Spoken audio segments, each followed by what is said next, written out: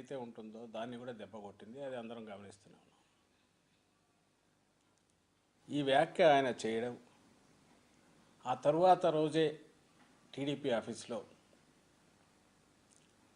ఒక రిపోర్ట్ అంటూ ఎన్డీడీబీది ఒక రిపోర్టు లీక్ బయటికి పత్రికా సమావేశంలో రిలీజ్ చేయడం, అందులో బీఫ్ టాలో అనే మాట ఇవి ఉండడంతో సహజంగానే అది ఏంటి, పామ్ ఆయిల్ అండ్ బీఫ్ టాలో ఉన్నాక బీఫ్ టాలోని ఎందుకు పామ్ ఆయిల్ ఎందుకు కాకూడదని ఇది కానీ ఇంకోటి రాకుండా, అసలు ఆ ఫిగర్స్ ఏమి ఇండికేట్ చేస్తాయో ఎవరికి తెలియకుండా చిన్నపాటి ఒక ప్రసార సాధనాలు ఏమున్నాయో యూట్యూబ్ ఛానల్స్ దగ్గర నుంచి నేషనల్ ఛానల్స్ దగ్గర నుంచి అన్నీ కూడా ఒకే రకంగా ప్రసాదంలో కల్తీ జరిగిపోయింది, ఘోరం జరిగిపోయింది వైఎస్ఆర్సీపీ పాలన హయాంలో అనే ఒక అపవాదు, బలమైన ఒక అబద్ధాన్ని అన్ని శక్తులు ఏకమై శక్తివంతంగా దాన్ని ముందుకు తోశాయి, చాలా బలంగా తోశాయి. దాని మీద అప్పుడే ఇమ్మీడియట్ తక్షణమే టీటీడీ బోర్డు మాజీ చైర్మన్లు, వైఎస్ఆర్సీపీ హయాంలో ఉన్న మాజీ చైర్మన్లు ఇద్దరు కూడా ఖండించడమే కాకుండా దేనికైనా సిద్ధమన్నారు, విచారణకు మేము వెళ్తామన్నారు. ఆ విధంగానే సుబ్బారెడ్డి గారు తర్వాత సుప్రీంకోర్టులో వేశారు. అది విచారణ కూడా వస్తుంది, సోమవారం వస్తుంది అనుకుంటా. దాన్ని అడ్మిట్ చేసుకున్నారు, సోమవారం విచారణకు వస్తుంది.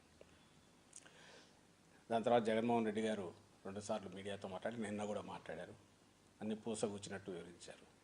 ఈరోజు నేను చెప్పదలుచుకున్నది అయితే ఈ 10 రోజులైనా ఇంకా 10 ఏళ్ళైనా చంద్రబాబు నాయుడు గారు ఏదైతే కామెంట్ చేశారో, వ్యాఖ్య చేశారో, ఒక దుర్మార్గపు వ్యాఖ్య, ఒక అపచారం ఏదైతే, ఘోరమైన అపచారం ఏదైతే చేశారో ఆ వ్యాఖ్య తాలూకు ఎఫెక్ట్, ప్రభావం అయితే అంత సులభంగా పోదు. దాన్ని మళ్ళీ భక్తుల్లో ఆ విశ్వాసం పాదుగొల్పాల్సింది.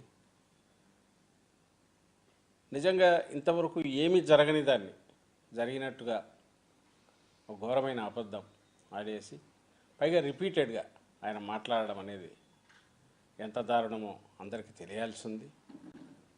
అలాగే ఆయన చేసిన వ్యాఖ్య, ఆ పాపం చేసింది చంద్రబాబు నాయుడు అనే విషయం కూడా ప్రపంచమంతా తెలియాల్సింది.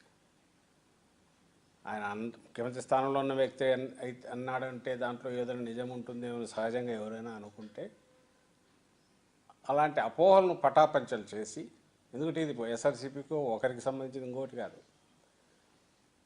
తిరుమల తిరుపతి దేవస్థానం ప్రతిష్ట దశాబ్దాలుగా, మేబీ శతాబ్దాలుగా కూడా పెరుగుతూ వచ్చి ఈరోజు విశ్వవ్యాప్తమై ప్రపంచంలోనే రోల్ మోడల్గా ఉన్న నేపథ్యంలో సిస్టమ్స్ కానీ లేదా ప్రాక్టీసెస్ కానీ ఆగమశాస్త్రపరంగా కావచ్చు, నియమనిష్టలతో చేయడం, లేదా సప్లైస్ అక్కడికి వచ్చే వాటిని సైంటిఫిక్గా చెక్ చేయడము, క్వాలిటీ చెక్ చేయడము, క్వాలిటీ కన్సిస్టెన్సీ కూడా మెయింటైన్ చేయడంలో కానీ, అయోధ్య రామాలయం కూడా ఇక్కడి నుంచే తీసుకోవాలని వాళ్ళు వచ్చి వీళ్ళనే తీసుకెళ్ళారు. అక్కడ సిస్టమ్స్ ఎవాల్వ్ చేయడానికి వీళ్ళని రిక్వెస్ట్ చేశారు. I think they are participating. మా హయాంలో, వైఎస్ఆర్సీపీ హయాంలో అనేది కూడా జరిగింది. అప్పుడు కూడా వెళ్ళొచ్చారు అక్కడికి. ఇంకా ఎక్కడైనా లక్షల మందిని హ్యాండిల్ చేయడము, ఎలాంటి స్మూత్గా వాళ్ళకు అవసరమైనవన్నీ కూడా ఎలా హైజీనిక్గా, కల్తీలు లేకుండా, ఎలాంటి దాంట్లో లోటుపాట్లు లేకుండా ప్రసాదం కానీ ఆహారం కానీ అందించే ఏర్పాటు, వీటన్నిటిలో కూడా ఆ సిస్టమ్స్ తిరుపతిలో అనేటివి ఓవర్ ది పీరియడ్ ఎవాల్వ్ అయ్యి ఎస్టాబ్లిష్ అయినాయి. అవి కంటిన్యూ అవుతున్నాయి. గవర్నమెంట్ ఏ గవర్నమెంట్ ఉన్నా కూడా ఆ మొత్తం దీన్ని ఈయన ఒక్క దెబ్బకు బ్రేక్ చేశారు. అటుపక్క భక్తుల్లో ఉండే విశ్వాసాలను దెబ్బతీశారు,